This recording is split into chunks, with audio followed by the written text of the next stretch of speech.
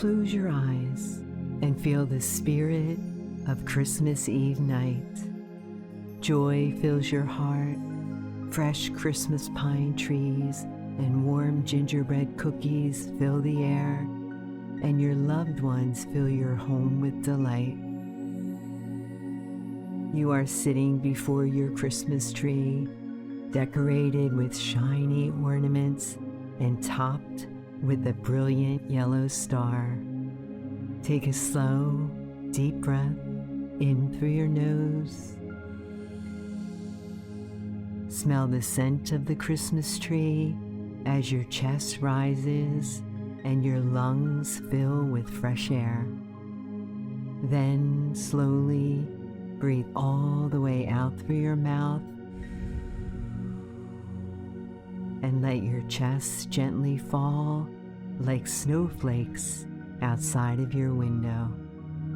Someone has built a snowman outside with stick arms that are lifted up as if he is waving at you. His carrot nose and black pebble smile make you smile before you look back down at the very last Christmas gift you are wrapping up in red and green. All this present needs is a big gold bow on top, and it's ready to go under the tree.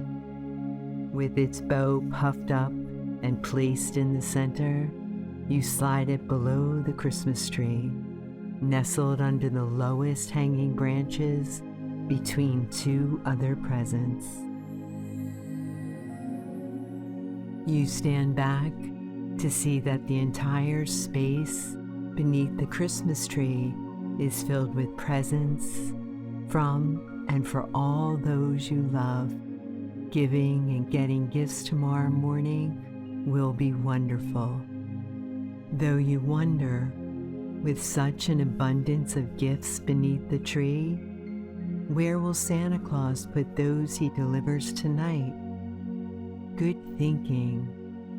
You do some rearranging to make sure there's enough space for Santa's delivery. He does not have time to arrange gifts with all the stops he has to make. The last present is tucked beneath the tree, giving Santa just enough space. Now you need to set out the most important thing, a glass of milk and fresh cookies. Santa's global sojourn is fueled on cookies and milk, so we cannot let him down. Santa Claus's favorite cookie is just the same as yours. You have a fresh batch in the oven that is almost done baking. You can tell they're almost done by the smell. Until then, you get out a tall glass for the milk, walk over to the fridge, get the milk, and carefully fill the glass. Not too little and not too much, just the right amount. The oven dings and you smell the warm, sweet cookies ready to be taken out. Get your Christmas oven mitts on and take a slow, deep breath in through your nose. As you reach into the very warm oven, smell the sweet scent of freshly baked cookies as you carefully grab either side of the silver tray. Then slowly breathe out through your mouth onto the cookies to cool them down just enough. When they are cooled, you start to arrange them in a neat little pile on the green and red plate. One by one, you place Santa's cookies on the plate. You even put a couple extra in case the reindeer need some extra fuel during their flight. With that, you place the plate of cookies and tall glass of milk on the table nearest the Christmas tree, so Santa Claus does not have to walk far. Christmas Eve night is underway.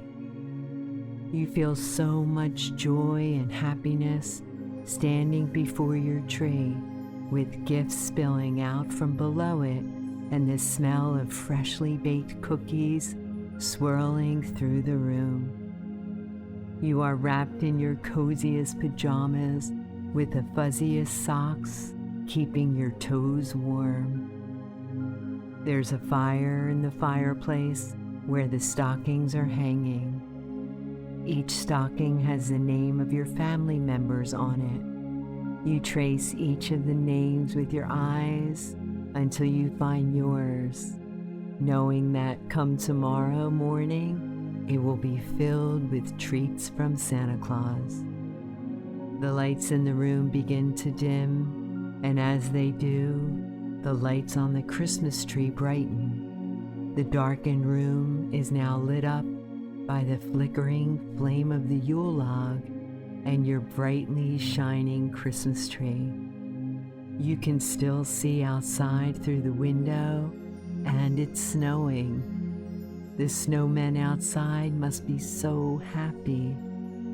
Take a slow, deep breath in through your nose.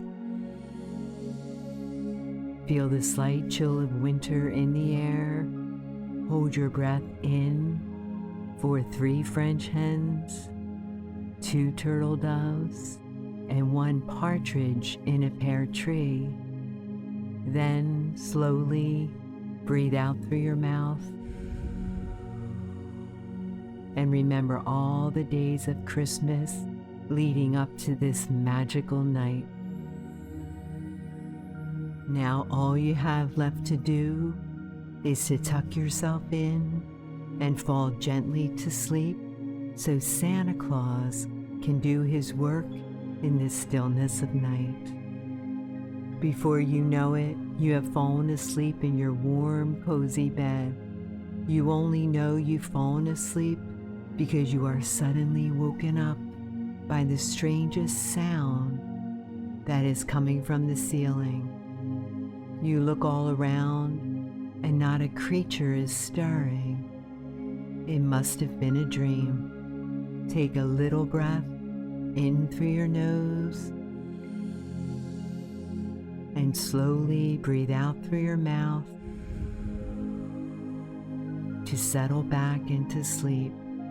But then you hear it again. The same sound, and it seems like it's coming from the roof. Is that Santa Claus and his reindeer? You spring out of bed, still wrapped in your fuzzy blanket, and tuck your feet into warm slippers. Then you run as fast as you can to where the Christmas tree is. When you get there, you cannot help but smile. The sound you heard must have been old Saint Nick, because the tree is now even more filled with Christmas presents. The plate of cookies is eaten, all except one, and every last drop of the milk is gone. Santa Claus was here, and he loved your treats.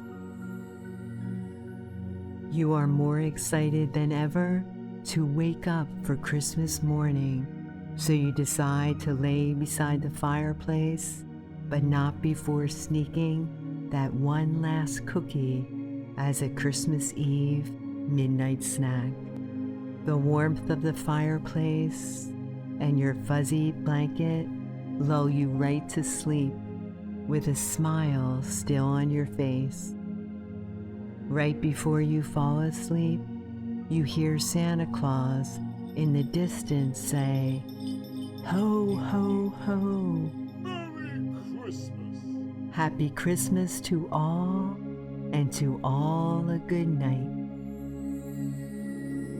Today, in the Honeybee neighborhood, we'll be getting a visit from a very green friend. We have a green friend? I won't be telling the praying mantis that lives in our backyard you said that, Mr. Honeybee. I'm sorry. I'm so sorry. We have so many green friends. But Which one will visit us, Mrs. Honeybee? He doesn't really like Christmas, and his name rhymes with the Pinch. I must stop this Christmas from coming. All you have to do is close your eyes, get cozy, and listen to the sound of my voice. Mrs. Honeybee will be your guide. Let's begin. You are here, walking the last few steps up to our brightly colored door, which is even brighter this evening because it's lined with Christmas lights. They twinkle along the outline of the door in a repeating pattern that's somewhat hypnotizing as you walk up the driveway. Right foot, left foot, right foot, left foot. As you lift your hand to knock, our front door flies open, and Mr. Honeybee nearly walks right into you, full of purpose. Oh, that was close. Little Honeybee, you're here. We were just heading out to a neighborhood watch. Did you hear about the Christmas decorations?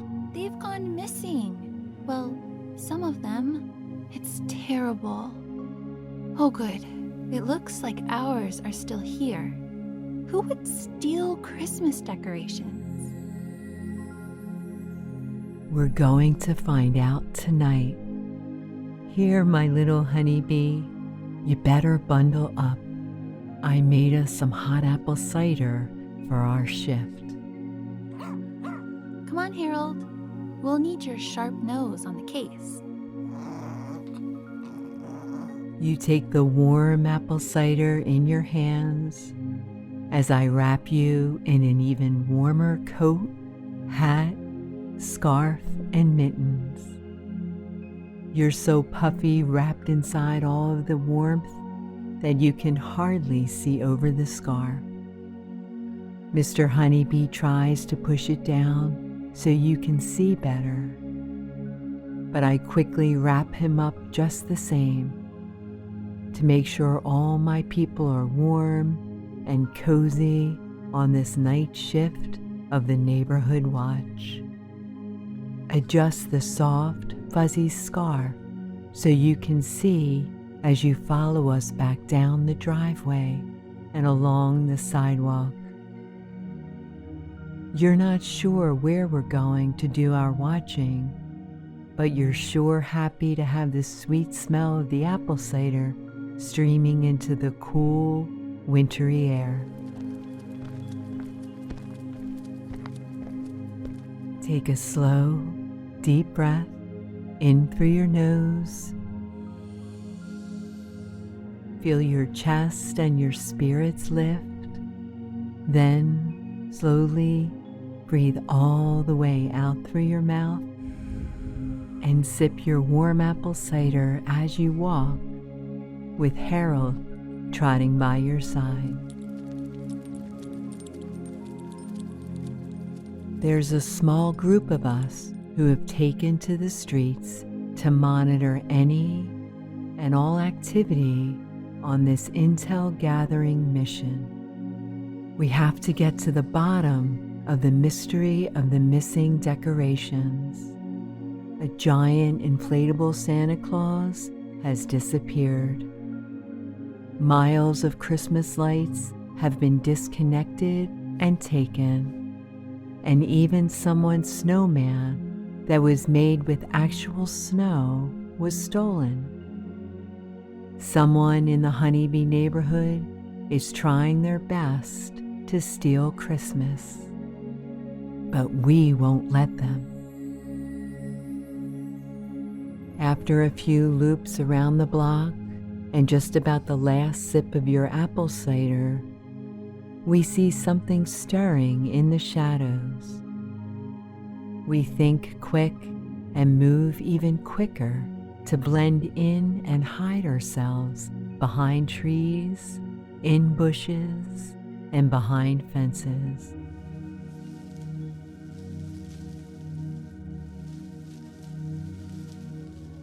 You hold Harold in close as you and I duck behind a fence as quietly as you can.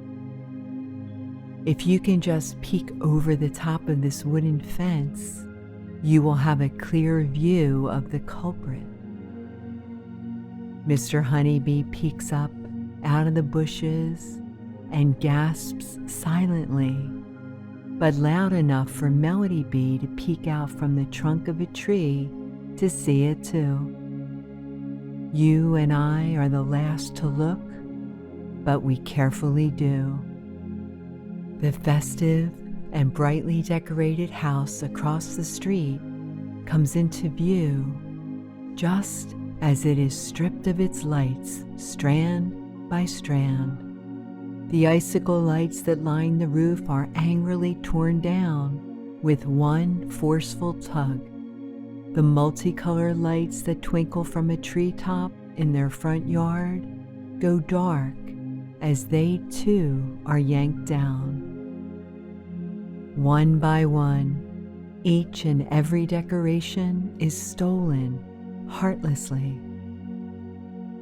When the culprit fills his massive bag with confiscated Christmas cheer, he moves on to the next house and then the next.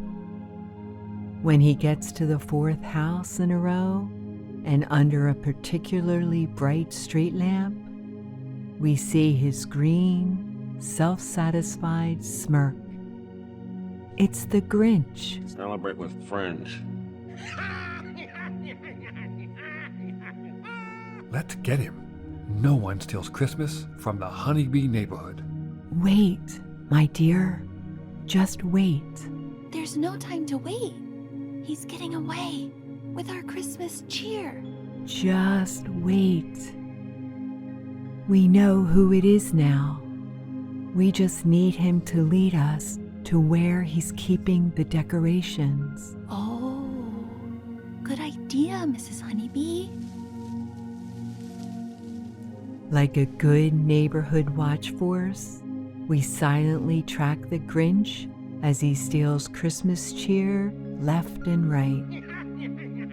When he's filled his enormous thieving bag, he resolves to turn back around and head to wherever he's staying. This is why we didn't want to confront him. This is the intel we need to solve this Christmas conundrum. We duck under the cover of night and follow the Grinch all the way to the outskirts of the Honeybee neighborhood. He's grown tired of dragging his bag of stolen decorations behind him. But that doesn't seem to stop him from stealing a few more trinkets along the way. He has so much stolen cheer in his possession that he has to hold it in his arms because it won't fit in the bag. He has to readjust every block or so just to continue dragging it. Though we're hot on the trail of the Grinch, you know that in order to do your best detective work, you need to remain focused and calm, both inside and out. Take a slow, deep breath in through your nose. Feel the coolness of the chilly air coming in through your nose. Then, slowly, breathe all the way out through your mouth in clouds of warm breath that puff into the night. With one last right turn, then left, the Grinch finally leads us to his underground lair. He brushes some branches aside and opens the creaky door. He disappears downstairs that lead underground and struggles to fit his bag through the narrow opening. After several tugs, it finally squeezes through. He stays down there for a few moments, then emerges, smirking and ready to steal some more Christmas cheer. Well, that worked out nicely. The Grinch heads back out into the night to strip the rest of the neighbors' houses of decorations. He's so focused on prideful gloating that he doesn't even see us, even when Harold almost charged at him in a fit of frustration that was hard to contain. Once the coast is clear, we make our way to the hidden door. We sweep all the branches to the side and open the creaky door once again. We walk carefully down the dark steps. Right foot, left foot, right foot, left foot. It's too dark to see underground, but Melody Bee flutters up ahead and finds a light bulb connected to an old rusted chain. Everyone, hurry! You have to see this. We join Melody Bee in the heart of the Grinch's lair, where a single cracked light bulb shines on all of our neighbors' stolen cheer. Santas and gingerbread men and reindeer decorations smile out of piles they're haphazardly stacked in. You walk over to one set of reindeer with a golden sleigh and set them upright.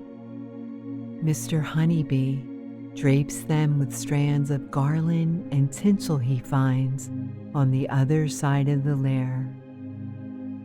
Before we know it, we find ourselves decorating the Grinch's lair, which gives me an idea. What do you think the Grinch would do if he came back to find his lair decorated for Christmas from top to bottom? It's a long shot, but maybe he's never experienced the joy of coming home to a festive feeling that's waiting for you.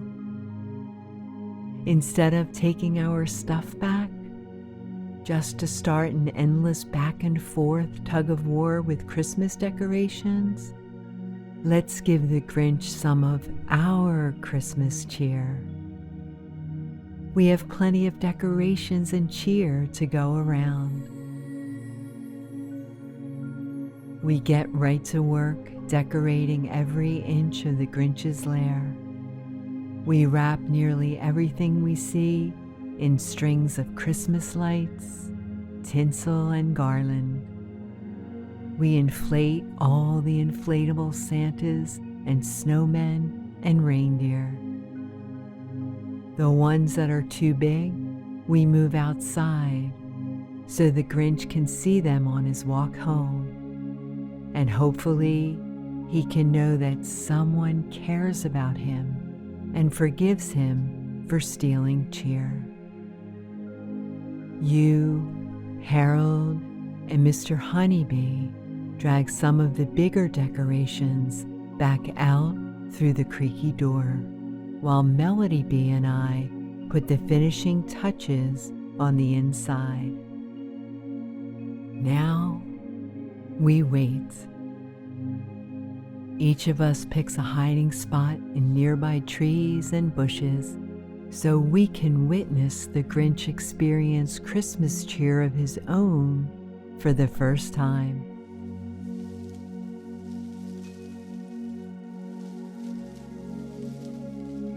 But luckily, we do not have to wait very long because the Grinch is on his way back to his lair now. We can hear him grumbling and groaning the whole walk home. He gets much closer than we expect him to before he notices something is very different than when he left. The Grinch gasps, shocked, and drops his second enormous bag of confiscated decorations. He rushes over to his drab lair with a fury only the Grinch's heart, 2 sizes too small, can bear to hold. The outside decorations shimmer and gleam against the backdrop of the darkness that shrouds his lair. He knows someone has disturbed his lair, but he doesn't know who or why. He descends the steps once again to see everything has changed. His lair is so perfectly decorated, and he has no clue how it came to be that way. And he puzzled and puzzled till his puzzler was sore. At first he thrashes about, breaking everything he sees. But once he moves back his ferocious, Grinchy rage, he settles into a feeling of curiosity. Thinking he just experienced a Christmas miracle, he wonders to himself if maybe there is something to this whole Christmas spirit thing. Before he can change his mind, we quietly appear in his lair. He hears our footsteps and turns around, ready to react. It's okay, Grinch. It's just us. You know us, the honeybees. This is my little honeybee, and our little dog Harold, and that's Melody Bee. Hi, Grinch. Oh, or do you prefer the Grinch? Mr. Grinch? Either way, it's fine. We'll talk about it later. Mr. Grinch, we wanted to make sure you felt included in the holiday cheer, so you didn't have to steal anyone else's. We hope you like your new underground lair. You obviously have enough decorations. Did you see over here, Grinch? We spelled your name in only green lights.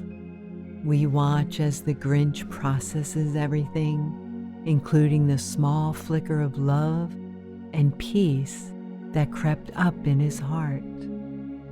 All of his huffing and puffing quiets down enough for him to mutter a nearly imperceptible "thank you" under his breath. That gesture is good enough for us. We have just enough decorations left to decorate the Grinch himself, and we waste not a second more before we do so. After experiencing a change of heart that grew his heart 3 times in size, so it's now even bigger and more full of love than the average heart, the Grinch simply cannot accept keeping these decorations. He quickly tears them all down, eager to return them to their owners. We try to slow him down, but he's resolute on righting his wrongs. He packs up everything, piece by piece, smiling back at the smiling decorations as he bags them up and drags them back up the stairs and back to their rightful home. We take turns dragging the bag because it's quite heavy. But to the Grinch, the bags feel much lighter without the burden of Grinchiness in his heart.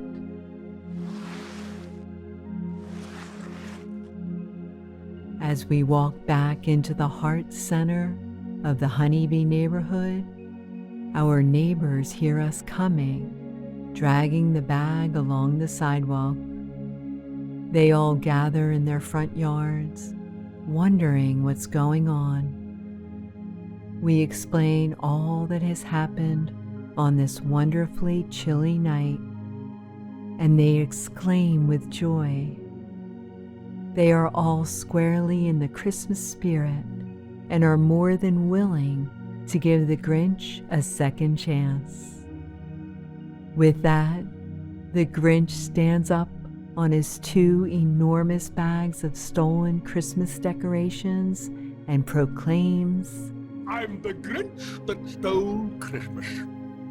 And I'm sorry. Surprisingly, some of the neighbors suggested something we didn't think of. What if we set up Christmas decorations in a central location so everyone can enjoy them? We think for a moment and check in with all the neighbors who have lost their things. Each and every one of them agrees to donate their cheer to the cause. Not only that, the Grinch felt left out of Christmas before, and this was quite the invitation, but it worked. Now we have a neighborhood-wide place full of festive Christmas cheer. Anyone, even the Grinch, can come to enjoy the Christmas spirit. There's no better place to fill with decorations than at the heart center of the Honeybee neighborhood, where the oak tree we planted so long ago continues to grow. We drape it with lights and decorate the entire hilltop with all the recovered decorations. When we're done, we stand back to look at what we've managed to accomplish. The warmth of the lights shines on our cheeks, and we all join in for a neighborhood-wide Christmas hug. It's quite late now and getting cooler. Our neighbors return to their houses one by one until it's just us and the Grinch left. We turn to leave, but he refuses. He says that instead of going back to his lair, he would like to stay up for the night shift of Honeybee Neighborhood Watch, to patrol this special place full of Christmas cheer, just in case there are any other Grinches out there. We remind him that he's one of a kind, and that we're so happy to have him as our newest friend and neighbor.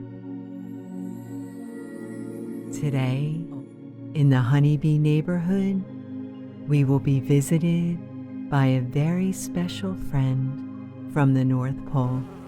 Is it Santa? No, not him. Not Santa. An elf? Not him either. I'll give you a hint. He has antlers, 4 hooves, a bright red nose, and a big heart. Harold when he's dressed up for Christmas? It's Rudolph. Our favorite red-nosed reindeer. Oh, that guy from the song. Rudolph the red-nosed reindeer. Is that the only part of the song you know, Melody B? Yeah. All you have to do is close your eyes, get cozy, and listen to the sound of my voice. Mrs. Honeybee will be your guide. Let's begin. You are here in our backyard garden, stargazing on a chilly winter night.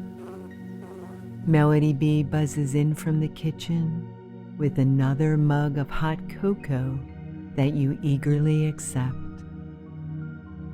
Your hands are snug and warm inside your mittens, and you are wrapped in a big fluffy coat.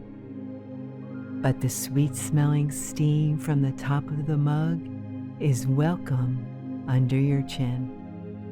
Take a slow, deep breath in through your nose.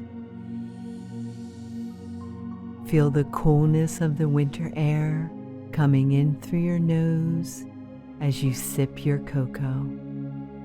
Then slowly breathe all the way out through your mouth and watch the warmth of your breath form a little cloud that quickly disappears.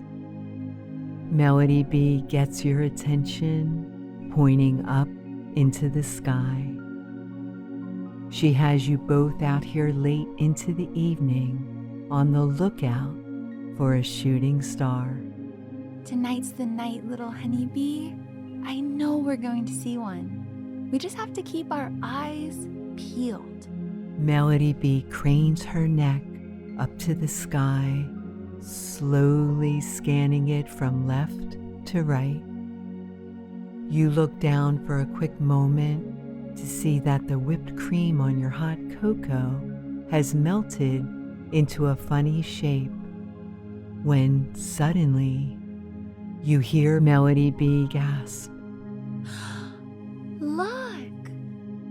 With a hot chocolate mustache, you look up to the sky to see not one, but a sky full of shooting stars.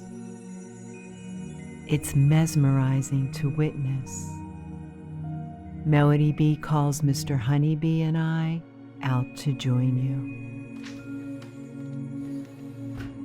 We get out there just in time to see it too. It lasts for a brief moment before quieting back down. Melody Bee, Mr. Honeybee, and I chat about how delicious a dash of cinnamon makes hot cocoa while you continue to study the sky. The stationary stars twinkle like diamonds, white and gleaming. But right in the center of them, you see something different. A bright red star that blinks quicker than the others. You point up and exclaim to get Melody Bee's attention, but she assumes it's just Mars shining extra bright. Unconvinced, you keep watching the sky and sipping your hot cocoa. The red blinking star seems to be moving, getting closer and closer. You're sure it's something else and get Melody Bee's attention once again. Now she sees what you're talking about. Oh goodness, you're right, little honeybee. That's definitely not a star. It looks like a flying sky tomato. What looks like a flying sky tomato? That red-looking thing, right there. See it? It looks like it's coming towards us. Do flying tomatoes blink like that? No, I haven't known them to shine so bright. I don't think that's a shooting star or a flying sky tomato. Unless shooting stars have sleighs attached to them. That's not a flying tomato or a shooting star. That's Rudolph.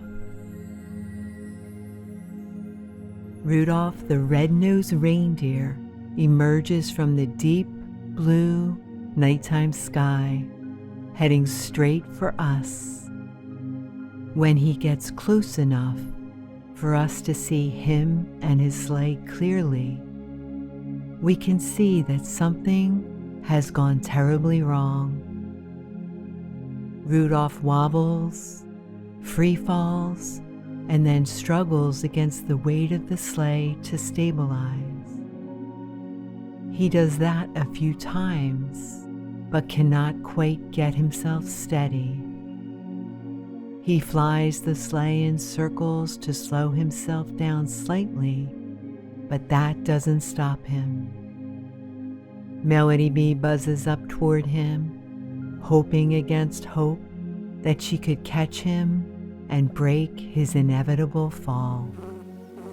Rudolph falls from the sky right past her and crashes on our rooftop, sleigh and all. You follow behind Mr. Honeybee, who leads the way up to the roof. We have to make sure our dear friend Rudolph is okay. There's a ladder that's always tucked away. Mr. Honeybee releases it, and it unfolds down to the ground for us to climb up. Melody Bee is already up with Rudolph on the roof. We can hear her consoling him. Rudolph was on one of his test flights that he does before Christmas to prepare for the big night. Take a slow, deep breath in through your nose as you climb the ladder. Feel the coolness of the nighttime air coming in through your nose and expanding out your chest. Then slowly breathe all the way out through your mouth and focus on each movement up the ladder. Right hand, right foot. Left hand, left foot. When you get to the top of the ladder and step foot on the tile roof, you see a very dizzy Rudolph with stars in his eyes from the fall.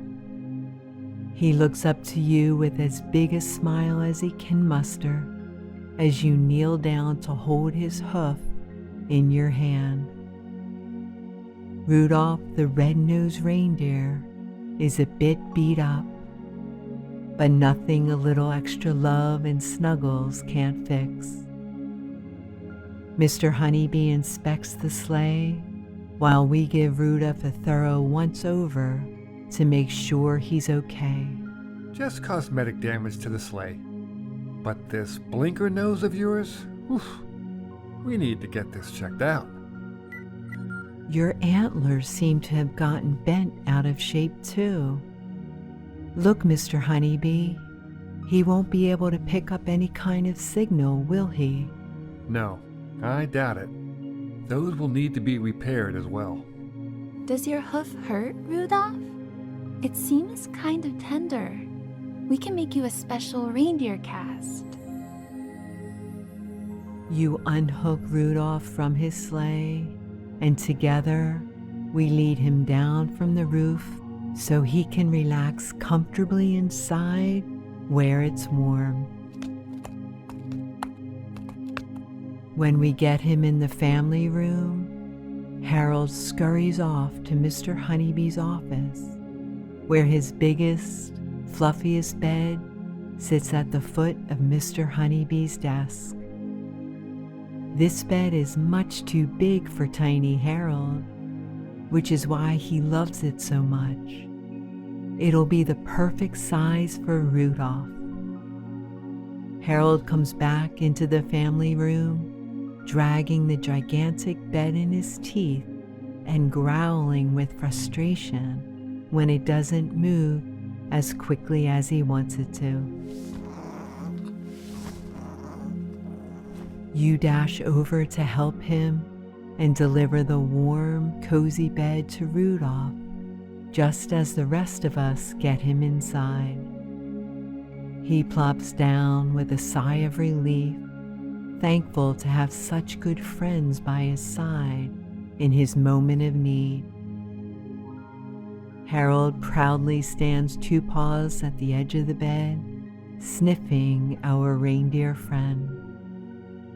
Rudolph's eyes light up when he sees Harold, who looks like a walking pile of snow to him.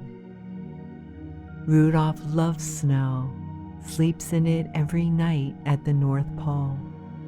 He uses his snout to nudge Harold into a little, distracting game while we tend to Rudolph's injuries. Mr. Honeybee goes out to his garage and comes back with a voltage tester, a device he uses to check light bulbs around the house, especially on strands of Christmas lights.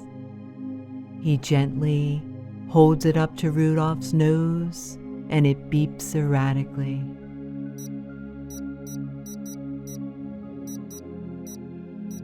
Yep, the voltage is off in his blinker.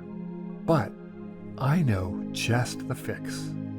Mr. Honeybee rushes back to his garage, confident he will be able to fix Rudolph's blinking nose. While Harold is continuing to distract him with nuzzling reindeer games, we inspect his antlers. There are a few spots that are bent slightly out of shape, which are easily molded back into proper shape. Neither of us expect it to be that easy, but his antlers are so aerodynamic because they are very pliable. We're able to shape them like we do those fuzzy little pipe cleaners when we're doing arts and crafts. That gives you an idea. You run up to my writing room where we keep our craft supplies and get several pipe cleaners and some tinsel to reinforce Rudolph's antlers where they were weakened. While you're doing that, I make him some reindeer food so he can have a full belly, and Melody Bee gathers supplies to make a cast for his one hoof that is very tender. Take another slow, deep breath in through your nose. Feel confidence in your ability to help Rudolph swell in your chest with your breath. Then slowly breathe all the way out through your mouth as you return downstairs to the family room to behold the sweetest sight you've ever seen. We all meet back in the family room at the same time to behold Harold fast asleep, snuggled under Rudolph's chin. They are both sleeping so very soundly, comfortably, and warm in the overstuffed dog bed. While they're asleep, Mr. Honeybee silences the voltage tester and gets to work recharging Rudolph's nose blinker without disturbing them. Melody Bee slowly lifts his hoof and looks up to see if he noticed. Rudolph and Harold readjust in their sleep, but remain undisturbed. She softly wraps his paw in a little splint for some extra support. You and I gently reinforce his antlers with tinsel so he can pick up proper signals. With teamwork, we've patched up our friend in no time. We let them sleep for a little longer so Rudolph can fully recharge. When the oven dings, the sweet aroma of freshly baked cookies fills our noses and gently wakes the sleeping best buds up. They yawn awake, following their curious snouts up and over to the oven door. Rudolph stands up as good as new. He limps on his sore hoof for a few steps, but the smell of snickerdoodle cookies distracts him from the soreness. After a few steps, he begins to gallop around the kitchen, unaware that his antlers are swiping magnets from the fridge and taking dish towels up with them. Rudolph the red-nosed reindeer is ready to return to his test flight. He takes a few nibbles of the snickerdoodles and is ready to fly.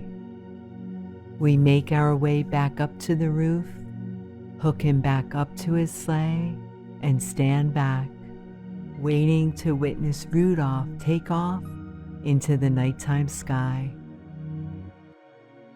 He readies himself with a big breath in through his steadily blinking nose and out through his mouth. Rudolph takes a few little steps back, revving up to dash into the night. Before he does, though, he whimpers and looks back at us, specifically at his new bestest friend, Harold. Harold senses that his new friend needs nuzzles, so he leads us over with a nod and we all follow suit. We give Rudolph as many snout kisses and hugs and pets as he can handle, but he still refuses to budge. With a wink, Rudolph dips his head down, antlers and all, and scoops Harold up to set him down in the sleigh. Rudolph wants us to join him on his test flight.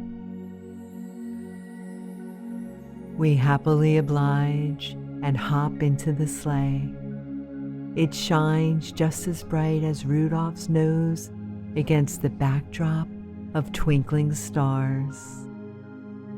With us in the sleigh, he is fully confident to take to the skies. Take a slow, deep breath in through your nose. Find the heart center of your calm focus with Rudolph. Then, slowly breathe all the way out through your mouth and hold on tight as we fly weightlessly into the night.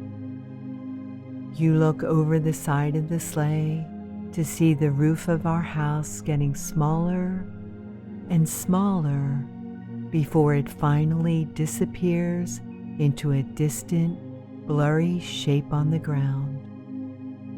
Rudolph picks up signals from the North Pole and the brightest star and takes us on a sleigh ride adventure, looping and swirling through the nighttime sky. At its fullest, the moon lights up the twinkling stars.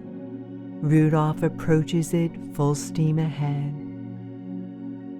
We think to ourselves that the moon is getting awfully close. But before we can worry about another sleigh crash, Rudolph diverts and flips us upside down in the sleigh, doing a backflip over the moon. Our arms fly up like we're on a roller coaster as we whoosh by sparkling constellations.